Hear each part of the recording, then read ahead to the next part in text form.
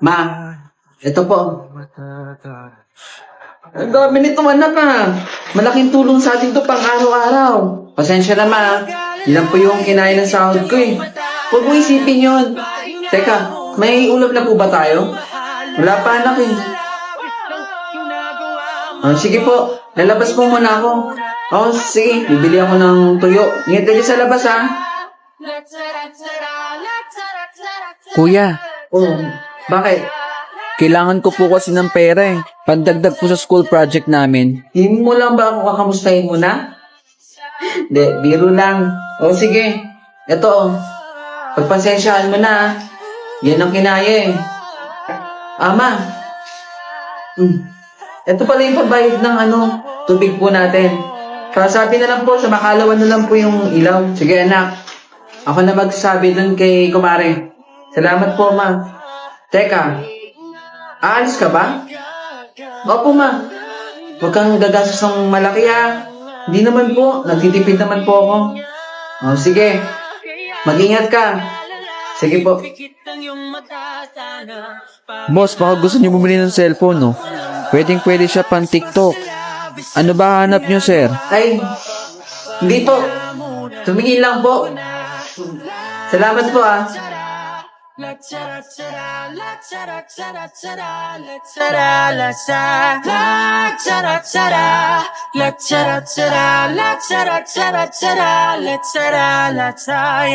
Di ko na sasayangin pang mga natitirang paghinga. Tutungo na kung saan naroon ng mahalaga. Whoa. At kahit na kailan pa may di mawawala pagkakala kong mapa. Saan man mapunta alam kung saan nagmula.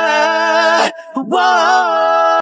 Gulay kayo dyan, gulay. Murang-mura na po. Pagbilan ako ng 1/4 na kamatis. Teka, namumukhaan kita. Ikaw ba yan? Uy, ako nga to. Kamusta ka na? Eto, ganap na teacher na. Ikaw, kamusta ka na ba? Eto, nagtitinda at nagsusupply ako ng gulay. Buti pa ikaw no, ganap na nag-teacher na. Alam mo, dapat kasi nag-aral ka para hindi naging ganyan yung buhay mo. Oo nga eh. Di sana, kumikita ka ngayon ng 30,000. Magkano ba kita mo dyan? Eto, kumikita ko ng 120,000 weekly. May isa pa akong truck na bumabiyahe na susupply sa ibang lugar. Iba pa yung kita ko dun. Magkasakit man ako, kumikita pa din ako. Nakabili na nga pala ako ng lupa. Bala ko na patayuan ng apartment yun eh. Para iba pa din yung kita ko dun. Kuya, nandito na po yung truck. Sige, papunta na ako. Konting bilis, kuya. Boy, ikaw muna mag-assist kay sir. Classmate ko yan. Sige, siya na lang. Uy, dito muna ako ha. Salamat ha.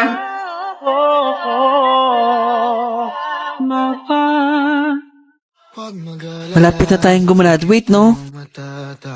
Siguro, pag nakagraduate na tayo, at saka nakakahanap ng trabaho, gaganda na yung buhay ng pamilya natin.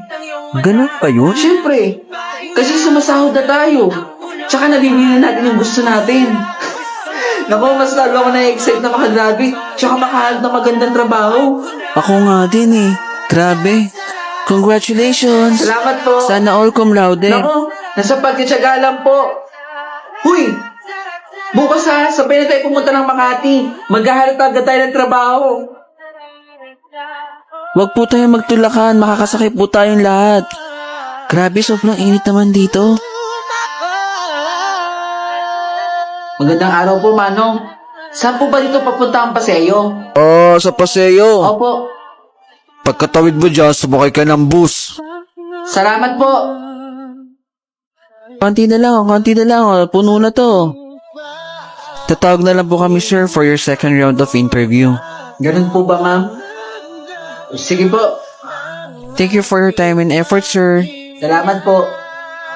Kaya huwag mag-alala, ipikit ang iyong mata. Spend na ng pera ko. Kasya pa naman to, makakauwi pa naman ako. Grabe. Kala ko ganun kadali nang mag-apply ng trabaho. Ako na, la, tara, tara, Ayan ba yung anak ni Nena?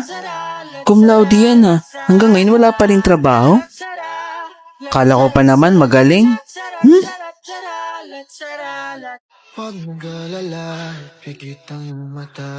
Kuya, pwede ba makidaan mo na ako? Ay, sorry po ma'am. Nagmamadali po kasi ako eh. Hindi ko po sinasadya. May interview po ako. Anong oras na po? Bakit sobra namang basa ng sarili nyo? Baka mamaya may ma-accident ng ibang tao. Sorry po. Isusubong kita sa manager mo, kuya. Hindi pwede to. Parang awan nyo na po. Huwag nyo po sabihin sa manager namin. Ay, nako. Malilig talaga ako sa interview ko. Bahala ka sa buhay mo dyan, kuya.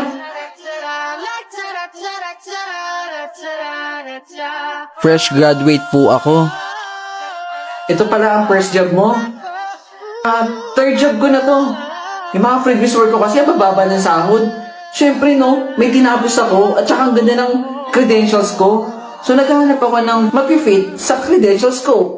Yung malaki sahod. Itong kumpanya na to, malaki ang sahod. Oh, sige, tingnan lang natin kung sino makakapasok sa atin, ha? Miss Christine! Oh, teka, tinatawag na ako.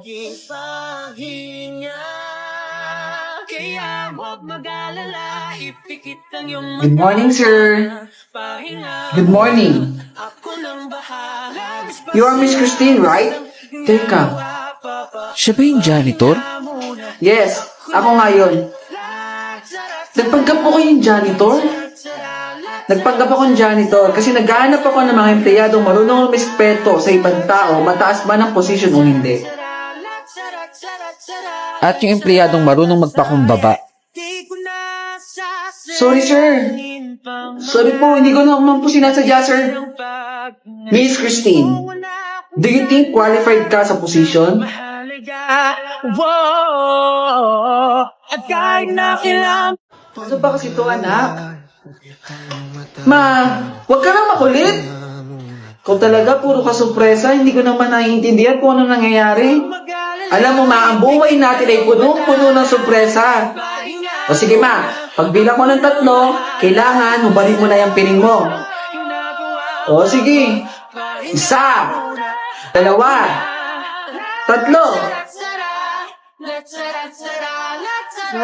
Ito ba to? Para sa iyan ma. Ako anak. Salamat.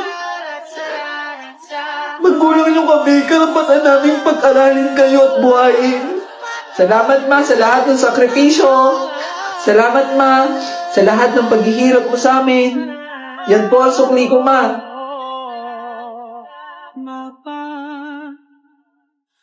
Ikaw ang aking paa sa tuwing ako'y gagapang ng dahilan ng aking paghinga. Kaya huwag mag-alala, ipikit ang iyong mata na pahinga muna. Ako nang bahala, labis pa sa labis ang ginagawa pa. Pahinga muna, ako na. La tara tara, la tara tara, la tara tara tara, la tara la tara, la tara tara, la tara tara, la tara tara tara, la tara la tara. Di ko na sasayangin pang mga natitirang paghinga. Anak, may pasalubong sa'yo si Mami. Ano po yan? Charan! Wow! Ang ganda po! Oh. Wow! Mukhang nagustuhan ng anak ko ah. Salamat! Mama! O siya anak, magpapaalam ulit si Mami. Saan ka na naman pupunta?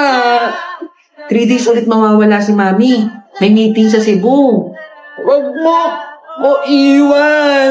Huwag ma. Huwag mo ko iwan, Mama.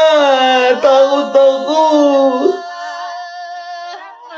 Bakit parang takot na takot naman yung anak ko? Takot ako. Huwag mo ko iwan. Sabig na ako'y gagapang ng dahilan ng aking paghinga. Kaya huwag mag-alala, ipikit ang iyong mata, tana. Pahinga muna, ako nang bahala. Labis pa sa labis ang ginagawa pa ba? Pahinga muna, ako na. La chara chara, la chara chara, la chara chara chara, la chara la chara, la chara chara, la chara chara, la chara chara chara, la chara la chara.